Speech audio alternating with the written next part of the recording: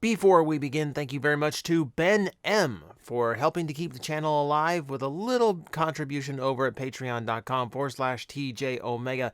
Every little contribution helps. It all adds to the greater goal, and that goal is to keep the channel going and to keep the content coming, and I appreciate each and every one of you for doing it. Or, you could hit like and subscribe for free. That helps out a lot too.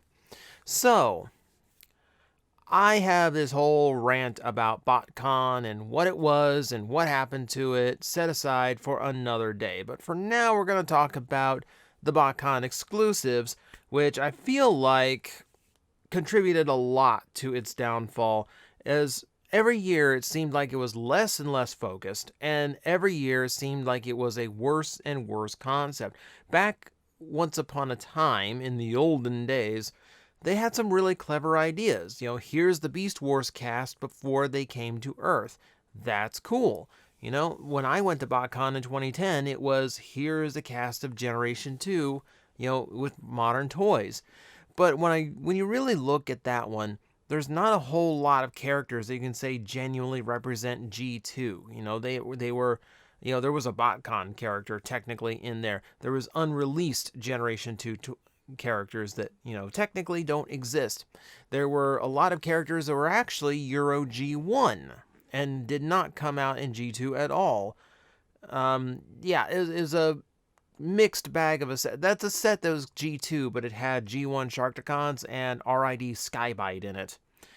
And that just kind of progressed as the years went on. They threw in Shattered Glass characters to fill out space. They threw in Diaclone characters to fill out space. Things that would have gone really well if they were their own set. If the one whole set based on Diaclone characters was a thing, I think that would have gone over great. But sprinkled into everything else, no, it just feels like you're filling space.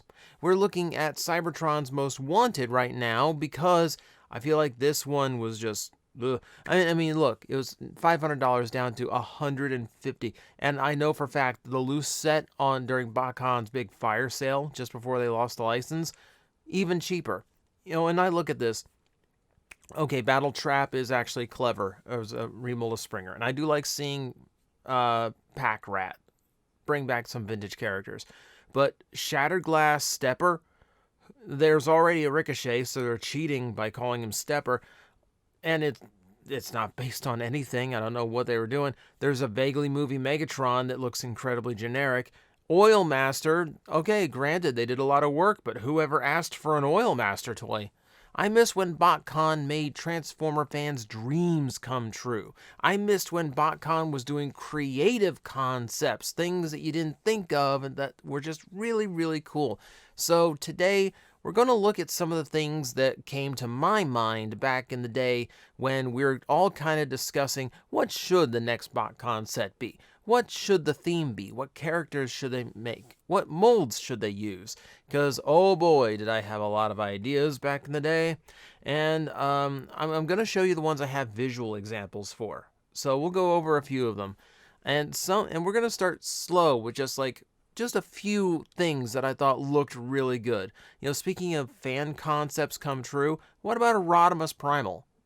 I was a big fan of bringing over a lot of those Beast Wars molds that we never got in the US technically, and this seemed like a perfect fit. Red Lion, Fiery Mane, that seemed like it would have done really well as like the fan concepted Rodimus Primal that we never actually got to see.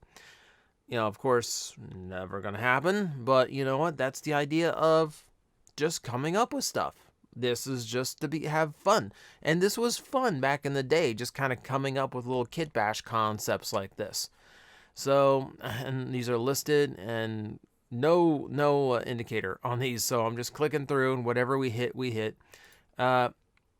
Speaking of using Japanese molds that we never got in the US, I love the Beast Wars 2 Galvatron mold. I hate that there's gold plastic involved in that toy, so I can't play with that figure anymore because I'm afraid of breaking it. But look how good it looks as Beast Wars Megatron. Look at how good the Transmetal colors work on this toy. It would have been spectacular. Now, this was back before I was trying to concept this is Like, okay, realistically, these parts all have to have the same color. This is before I did all that. I was just trying to make it look good and trying to make it match the characters. And if this is at all possible as a figure, this should have been done. This should have been done because I think that looks brilliant. And to kind of go along with that one, I did Waspinator as Cybertron Buzzsaw. This was so for Botcon. I wanted to ask why. Why did you use a Why did you use a G2 / Machine Wars jet for Waspinator? I hate when when they do a Beast Wars character with a vehicle mode. If it's an insect, it needs to be a helicopter, because that makes sense. The rotary blades replicate the rapid wing flaps a lot better than just solid wings on a jet, right? That seems to be more logical, correct? Correct. So this was just, let's give a Beast Wars character an Earth mode, One that we never got. And hey, any excuse to make a little bit more Waspinator in the world is not a bad thing. And then this. I'll be honest, I'm throwing this in there. I never had an idea for a Botcon set featuring this. This is just my dream repaint that I will never have. I'm sick of waiting for Galaxy Skycrow. Why hasn't someone stolen that Galaxy Skycrow out of those convention displays where they show him off? Because that's the only point where this look exists, and I'm so sick of it. This looks so good. This looks so good, and they never made it. I'm so... Calm down. Remember what your therapist said. The repaint can't hurt you.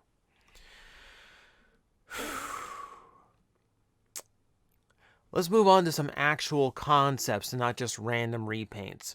So the first one I thought of was something I called All R1. And the concept behind the set was, what if Unicron showed up millions of years earlier, when the war between Autobots and Decepticons first began, when, basically there was no chosen one yet. The Matrix didn't have 4 million years worth of wisdom stored away in it, and they wouldn't have any choice but to constantly battle Unicron together in order to survive. So you didn't have Autobots and Decepticons in this set. You had Cybertronians. And because it was all R1, and this was back before Combiner Wars was a thing, it was going to focus on combiner characters. Here's Dead End, made out of the Energon downshift mold, which I think worked pretty freaking well. I actually really like how this one came out. And as a combiner partner, we did Hotspot out of the Inferno mold. So things like that. And there's plenty of combiner characters. The whole set would have been combiner characters on the good guy side. That was just like the overall appeal, because back then they hadn't used combiner characters in over a decade. So this just seemed like, hey, Botcon, you're supposed to be making characters happen that haven't happened in a long time. Here's a whole sect of Transformers that no one has touched. So yeah, I was hoping this was the idea, and of course, didn't bite. What I loved was the villain. The villain was going to be a corrupt Optimus Prime as Nemesis Prime, of course, but I was going to use the Energon version because his compatriot, his fellow minion of Unicron, was going to be the Fallen. And look at how good Wing Saber looks as the Fallen. That mold looks so good as the Fallen. Oh, God, I so wish this had happened. I so wish this had happened, because you combine that with Nemesis, and look how good that looks. I never got to finish this concept. There's a few in here that I never quite got to finish, but look at that! Look at how nice that looks. So, unfortunately, we never got this. I thought that would be a fun design. Let's see. The next one I had was a set I called this one Crystal City. And I wish I had the main character featured on this, but I could never get a Cybertron Menasor instruction sheet that was clean enough for me to get the outline to color in. So the idea was based on the Crystal City episode, or the Secret of Omega Supreme episode of G1.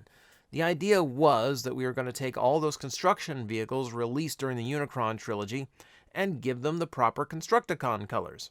We set this in the Crystal City because back then the Constructicons could not combine and they weren't bad guys. So when one of these comes up with a sculpted Autobot symbol, it's not out of place because, well, technically they were Autobots at the time. Not officially, mostly because the animators screwed up and put Decepticon symbols on them, even though they were getting along with Omega Supreme and not under Megatron's control at the time. But yeah, so here is Scavenger, done up from Armada Hoist. Again, never quite got around to finishing this one, but you get the drift. It was supposed to be a lot of those construction vehicles. We were throwing Cybertron Landmine in there as well. Done up in classic Constructicon colors. They don't have to combine because they didn't combine in that episode. And then, of course, Menasor, Cybertron Menasor, would have been remolded into Omega Supreme. And they kind of hit that idea when they came up with Omega Doom, the Shattered Glass version. It was based on Menasor. So, that absolutely could have worked. Absolutely an option. Never saw the light of day.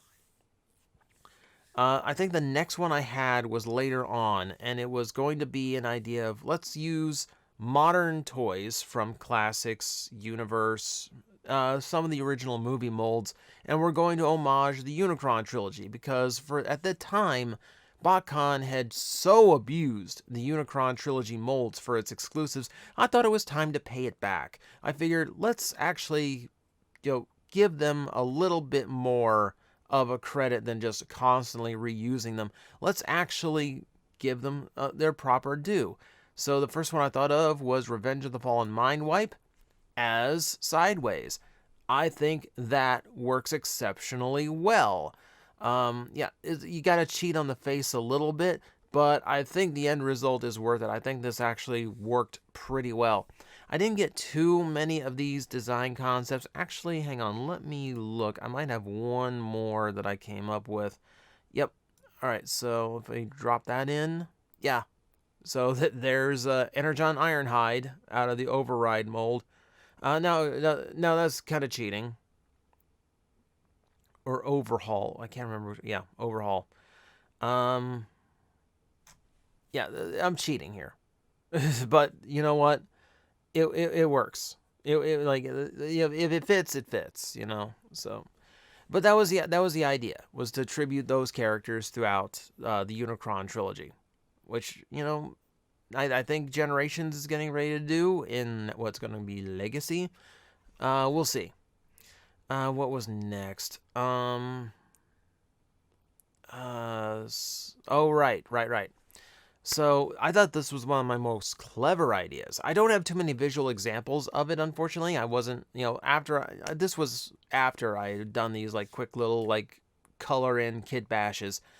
But it was an idea I thought had a lot of merit to it. So the idea would have been a set entirely revolving around Micromasters.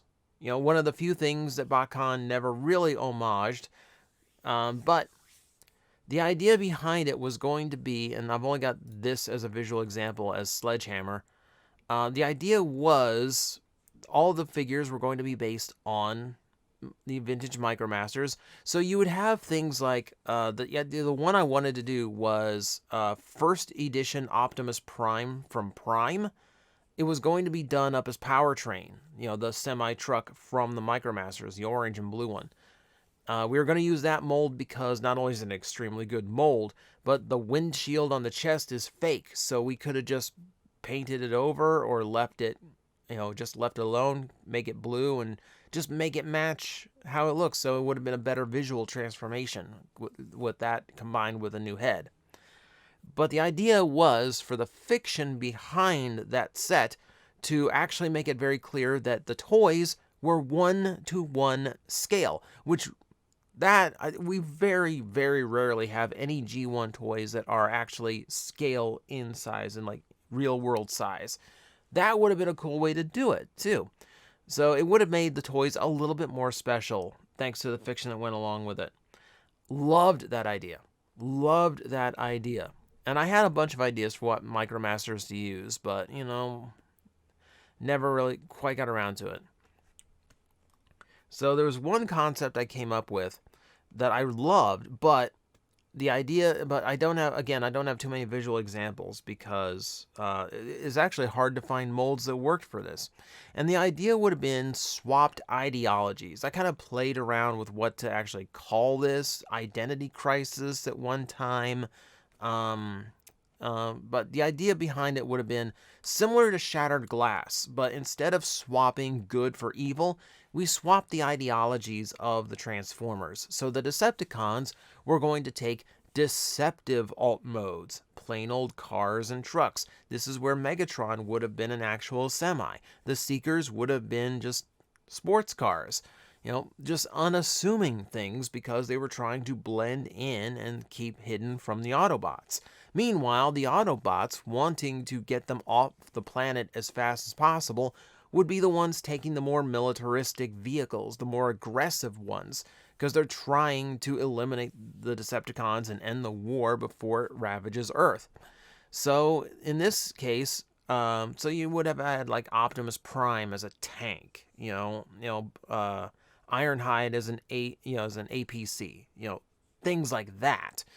And for that, I was going to put Bumblebee using the movie Breakaway mold.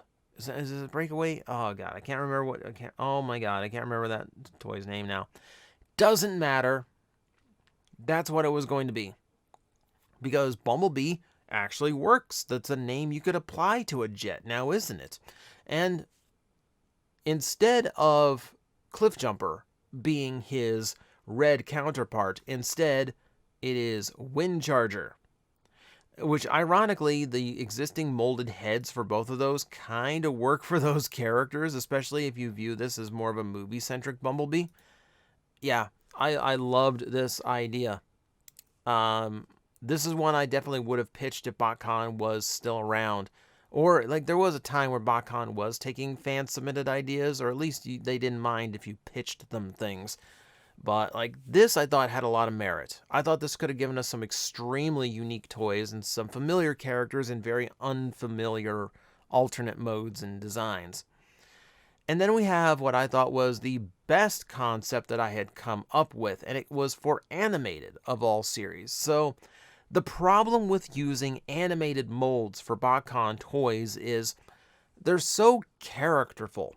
Animated toys are so well sculpted to be those particular characters that simply repainting them to recast them as new characters is very difficult. So how do you actually go about that? They did eventually do an animated Botcon set. There is a lot of new heads involved in it, a lot of heavy repaints in order to try and get you to forget about the previous characters. But I think you could do better. I think there's a better way to do this and a more clever way. If you're going to have trouble with these molds because they're hard to show to switch to a different character, then you use characters and toys that were already going through that exact same thing. And by that I mean Botcon toys and characters. See? So we do Botcon animated, with the star of it being a Wings cup based on the Cybertron Optimus mold. That's your starting point. And of course, I didn't give them new heads or anything, but you could tell I was into this a lot because I did the custom logo and everything. I came up with a full set of toys for this, but I'm just going to show you some that I think are the strongest ones. So you start with an Elite Guard Cup, and then we move on to a classic Botcon character in Fractal, who, of course, as the swoop mold, looks pretty spot on. I love how he looks here. And, going back that far, I think is a really cool thing. How about Mega Zarak using the Shockwave mold? He's got the horns for it. That was the cool thing about this one for me. He had the horns for it. He's got the H-Tank mode for it.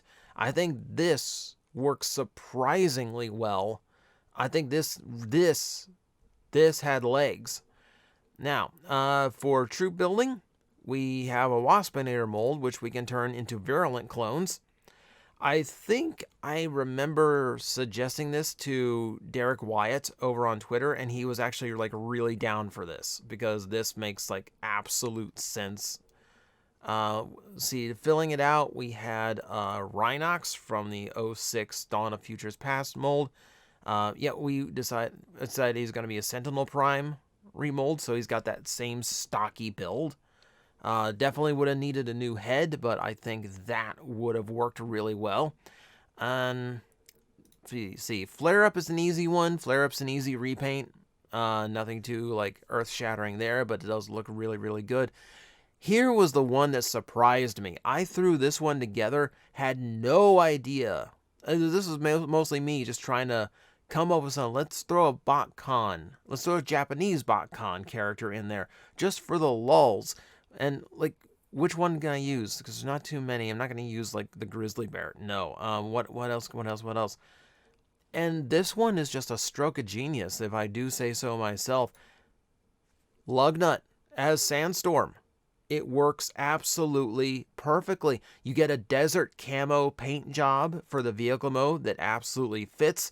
You get the claws in the robot mode that actually work, and in the vehicle mode they end up in the right spots for where they would be. Even the back end look, has that kind of menacing long tail look to it. It's perfect. It's absolutely perfect. This I think could have worked.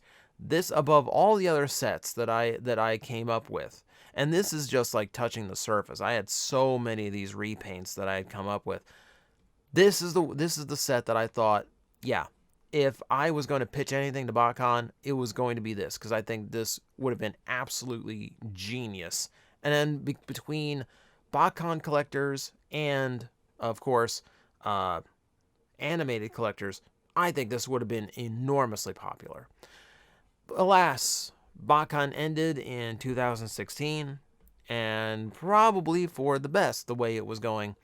So we are left to wonder what would have been, and I am left to wonder if any of these would have ever seen the light of day had I actually had the chance to pitch them. But that is my little trip down memory lane. Once again, kind of looking at things I've made in the past to create content here in the present. So thank you guys for joining me down a little bit of nostalgia for me. And who knows, if you like seeing little concepts like this, I got folders just like overloaded with things like this. We might take another look again someday. Guys, I am facing the most powerful enemy any YouTuber can face, the algorithm, and I need your help to defeat him. Hit the like button, hit the subscribe button, hit the notification bell, and leave a comment. Every time you do, we attack that algorithm and we drive it back until it can no longer defeat this channel. Thank you very much.